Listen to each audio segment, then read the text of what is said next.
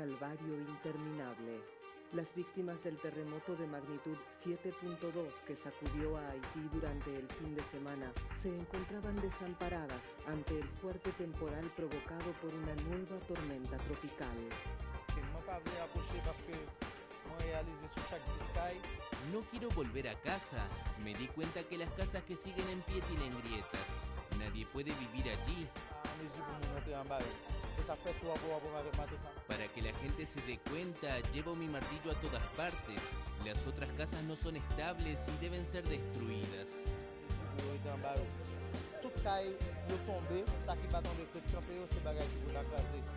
El último balance oficial publicado el martes indicó que más de 1.800 personas murieron y casi 10.000 resultaron heridas por los temblores.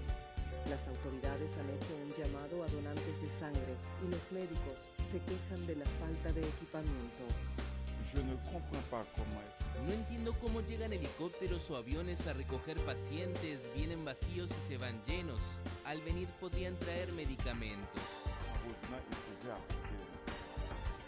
Más de 60.000 hogares resultaron destruidos y otros 76.000 sufrieron daños diversos, mientras que muchos edificios públicos también fueron afectados o colapsaron. UNICEF estimó el martes que 1.200.000 personas, incluidos 540.000 niños, se vieron afectados por la crisis. A esta catástrofe se sumaron los chubascos de la tormenta tropical Grace, cuyas precipitaciones, según el Centro de Huracanes de Estados Unidos, podrían provocar grandes inundaciones en algunas zonas. El primer ministro Ariel Henry declaró el estado de emergencia durante un mes en los 4 departamentos afectados por la catástrofe. Pero el país más pobre del Caribe se enfrenta también a un caos político, un mes después del asesinato de su presidente, Jovenel Moïse.